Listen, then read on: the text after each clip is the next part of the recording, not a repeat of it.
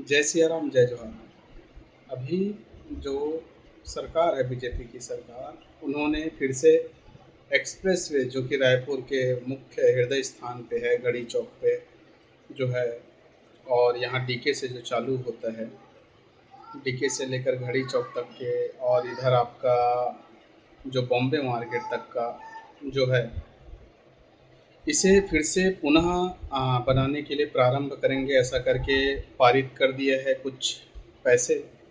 अब ये कब बनना चालू होगा, कैसे बनना चालू होगा, ये तो सरकार के हाथ में। साथ ही साथ आप जो जन देख रहे हैं मुझे, या इस विषय को जान रहे हैं, वो कमेंट के माध्यम से ज़रूर बताएं कि क्या इसे बनाना हमारे छत्तीसगढ़ के लिए या हमारे रायपुर के लिए सही रहेगा, नहीं रहेगा, और यदि है तो किस आधार में सही है। क्योंकि काफ़ी व्यक्तियों का वीडियो मेरे पास आया और उसे देख कर के मैं यह कंटेंट बना रहा हूँ कि कई लोग बोल रहे हैं कि जब नीचे में चलने योग्य यदि जगह है तो ऊपर में बनाने की क्या आवश्यकता है करके। तो दो पहलू को दिखाते हैं, और इसमें पूर्व के जो कि मंत्री हैं और अभी के वर्तमान में विधायक हैं, पश्चिम के राजेश मूणत जी, उन्होंने प्रेस कॉन्फ्रेंस किया और इस विषय को समझाया है अच्छे से कि क्या रहेगा, क्या नहीं रहेगा। उसके संदर्भ में यह वीडियो आप पूरा देखें और समझे, उसके बाद कमेंट के माध्यम से आप अपना राय अवश्य दें। जय सिया राम। काम चलते चलते कुछ लोगों ने सुझाव दिया कि इसके अंदर ये चीजें, जैसे मैंने आपसे कहा, एस्केलेटर का प्रावधान बढ़ाना, लिफ्ट डालना, इसके अंदर ऊपर के लोग निकलते हैं तो कहीं इसके अंदर ऊपर तक छोटी शॉप निकाल दी जाए ताकि उसके अंदर कोई रोजगार के सामान मिल जाए, गंदगी ना फैले, तो उसमें सांप का प्रावधान कर दिया। फिर लोगों ने कहा सेफ्टी के नाते तो हमने उसके अंदर कैमरे का प्रावधान किया, विज्ञापन का प्रावधान किया, उससे रिटर्न इसका मेंटेनेंस कैसे हो, उन सब चीजों का ध्यान रखा और उसी आधार पर इस प्रक्रिया को फिर हमने आगे बढ़ाया। काम चालू हो गया।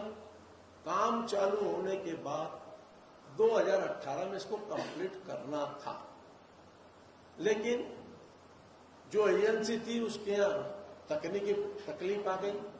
इनकम टैक्स की रेट बढ़ने के कारण, अकाउंट सीज होने के कारण काम नहीं कर पाया। वह काम नहीं होने के बाद में वापस हमने ज्वाइंट वेंचर में लोगों के साथ में डिपार्टमेंट ने कहा कोशिश की इस काम को कर लें, लेकिन काम नहीं हो पाया। सरकार चेंज हो गई।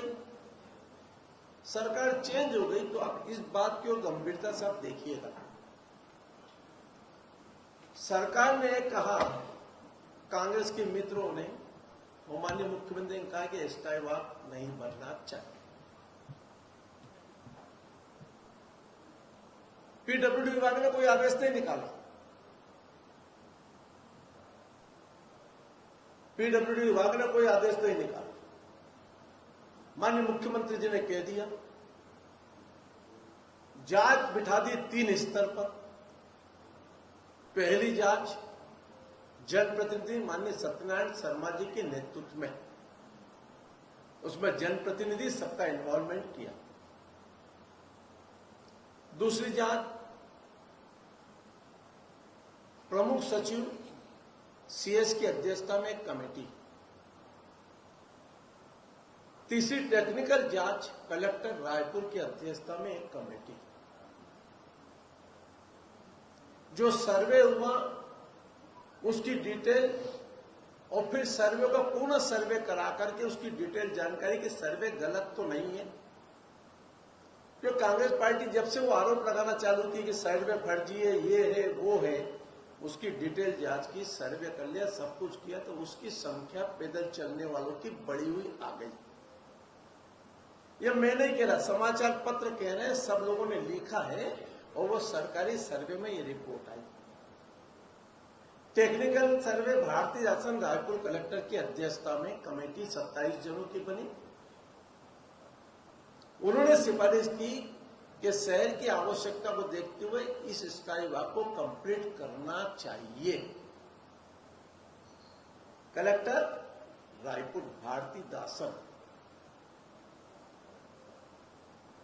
फिर एक और रिपोर्ट माननीय सत्यनारायण शर्मा जी समस्त जनप्रतिनिधियों से, रायपुर शहर के प्रबुद्ध लोगों से चर्चा करने के उपरांत सब चीजों को देखने के बाद शासन स्तर पर कमेटी के पास एक रिपोर्ट प्रस्तुत की। उसमें स्पष्ट लिखा इस निर्माण कार्य में इतना पैसा खर्च हो चुका है। 47 करोड़ रुपए की पहली जो ए थी, वह भी कंफ्यूजन है, सब लोग क्लियर कर लें। 47 करोड़ रुपए की पहली ए थी जिसका टेंडर हुआ। काम का स्कोप बढ़ने के बाद में रिवाइज जाने के बाद में 77 करोड़ रुपए उसकी कॉस्टिंग हुई। जब 77 करोड़ रुपए कॉस्टिंग में वह जो काम है, उन्होंने इस काम को पूर्ण करना चाहिए। यह रिपोर्ट माननीय सत्यनारायण शर्मा जी की अध्यक्षता में कमेटी ने दी। लेकिन उस समय के तत्कालीन मुख्यमंत्री जी, कांग्रेस पार्टी के नेताओं ने उसको गंभीरता से नहीं लिया। माननीय मुख्यमंत्री जी को कांग्रेस के प्रवक्ता, जो शासन के पेड वर्कर थे,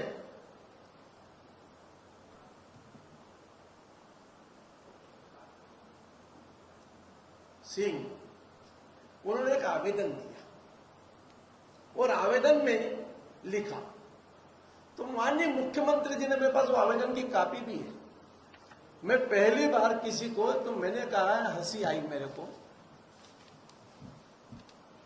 कि उन्होंने आवेदन दिया और आवेदन में मैंने इस बात को उस दिन कि इसकी जांच ईओडब्ल्यू से की जाए, मैंने उसी दिन इस हॉल में प्रेस कॉन्फ्रेंस लेकर के कहा कि कांग्रेस पार्टी में अगर नैतिकता है और कांग्रेस पार्टी ईमानदारी से जांच करना चाहती है, तो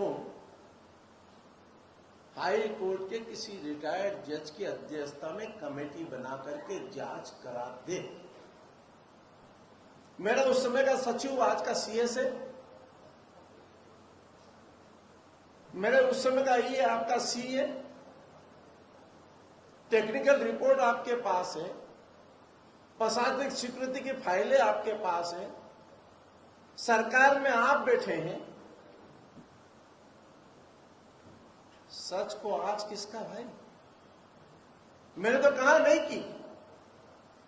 और ईओडब्ल्यू को आपने केस किया, केस में क्या लिखा? एफआईआर दर्ज किए जाए। मैंने कहा ये भी पहली बार देखने को मिला, सीधा एफआईआर। मैंने कहा बहुत अच्छा। फिर लिखा जांच की जाए, जांच करके एफआईआर करो। चलो 2018 में ईओडब्ल्यू ने क्लीन चिट दी, इसमें किसी प्रकार का कोई भ्रष्टाचार नहीं हुआ। उस समय कांग्रेस पार्टी की सरकार